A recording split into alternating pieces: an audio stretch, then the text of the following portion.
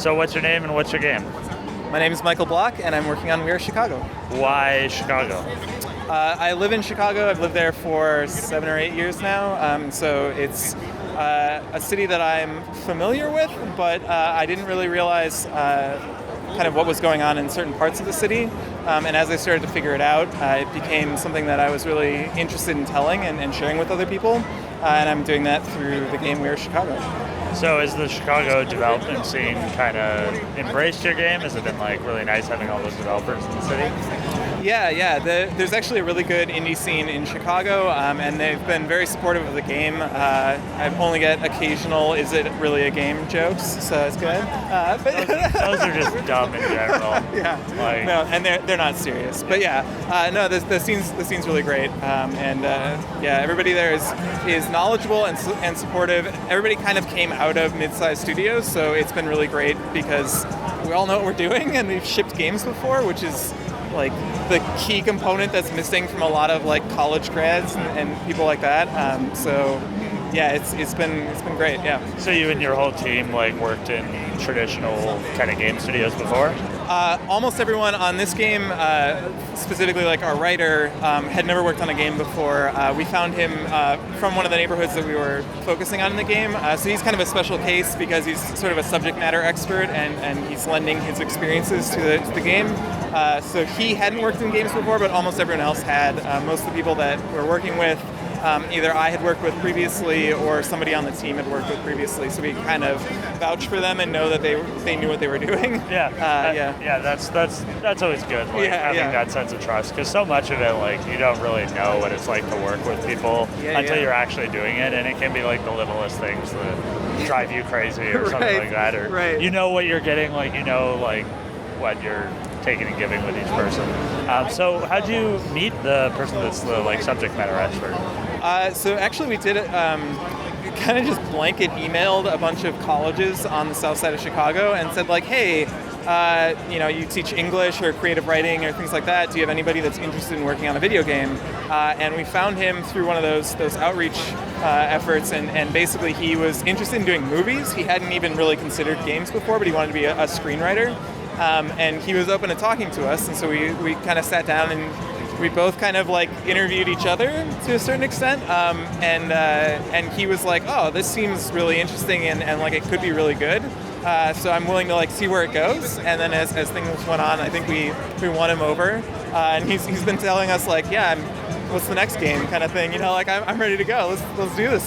So at what part in development did he come along? Like, did you know you wanted to tell some sort of like Southside Chicago story and then looked out for him, or was it like one at the early stages when you weren't sure exactly what you were going to make, you were reaching out? So very beginning, we had done interviews. So we knew at that point, before we had started really any coding or art development, we knew that the subject was going to be Southside Chicago.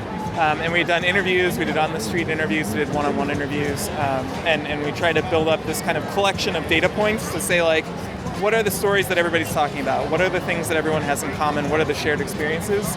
And then once we kind of had that, we'd been looking during that period, but we found him shortly after we'd finished doing the interviews.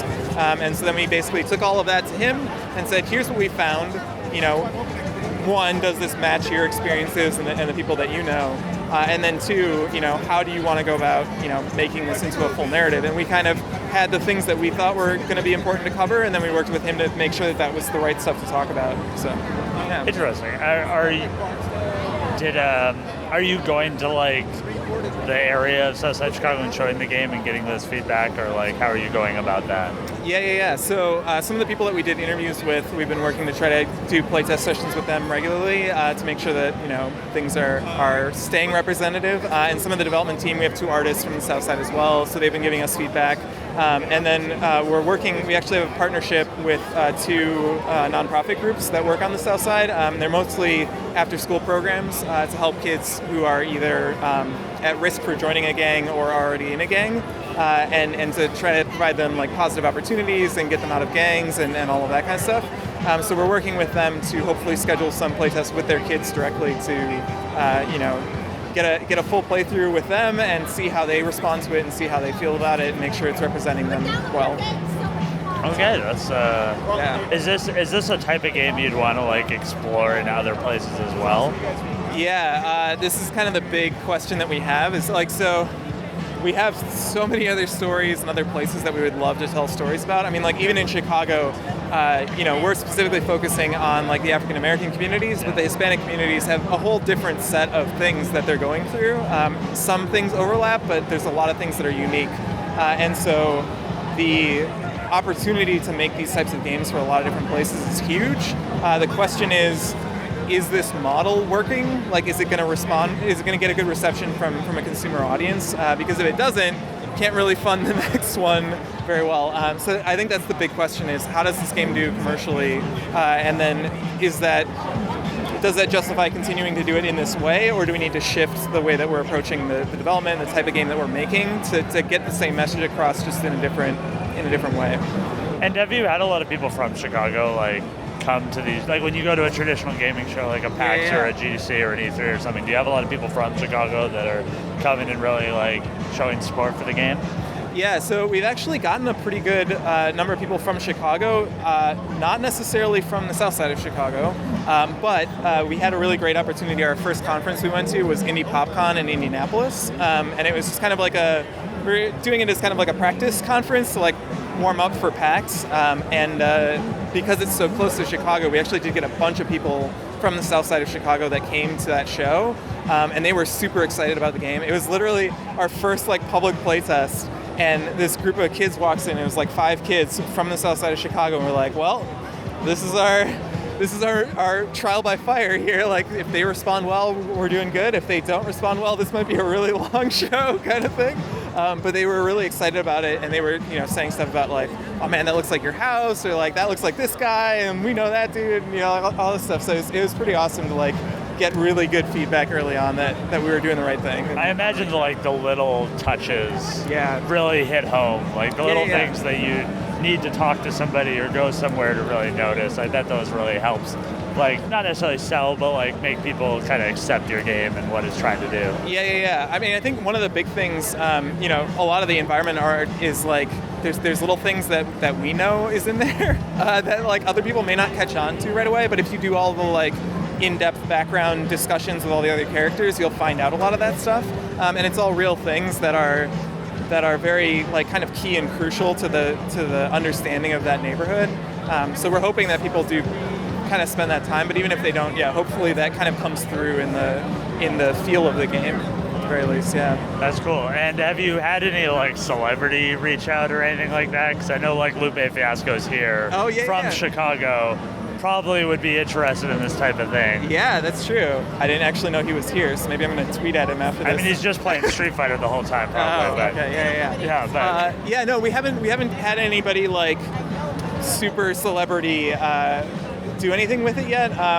That was one of the things we were kind of contemplating, was like trying to talk to somebody like that to maybe get like some of the music into the game, to like say like, hey, here's like a person who came out of Chicago and made it big, and here's their cool stuff, and kind of use that to draw in a bigger crowd.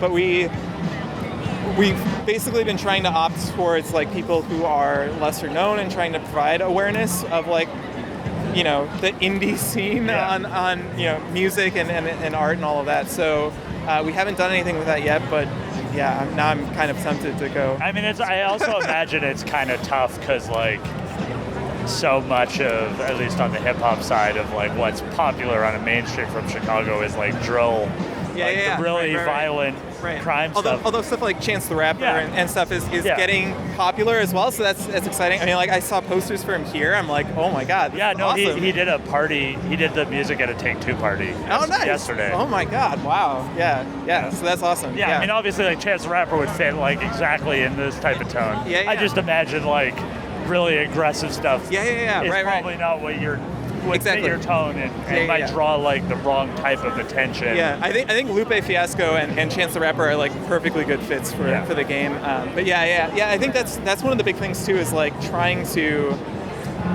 provide an alternative representation that is in mainstream media, right? Like, we're not quite as big as like a AAA studio, but hopefully like having a game that has 3D, that has lip sync characters, that has voice acting, all of that, and having characters that are realistically represented and positively represented is a big thing. And so hopefully from the game we get more positive representations. We encourage other developers to do it as well, and we're trying to like build that momentum to keep things going. Yeah, I mean, I always love like positive representation.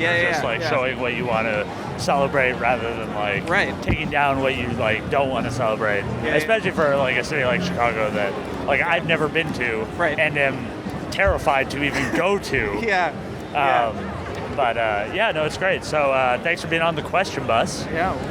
Is there anything else you want to plug or say? Well, we're hoping to be out in September, so September on Steam. Like any Twitter accounts or anything? The Twitter account for the game is @R Chicago Games. So. Somebody scooped the actual one? Yeah, somebody's like sitting on a bunch of We Are Chicago stuff, and I'm like, you're not even using it. I don't know what this is. Whatever, So that's pretty much all of our stuff. Okay, thank you. Thank you.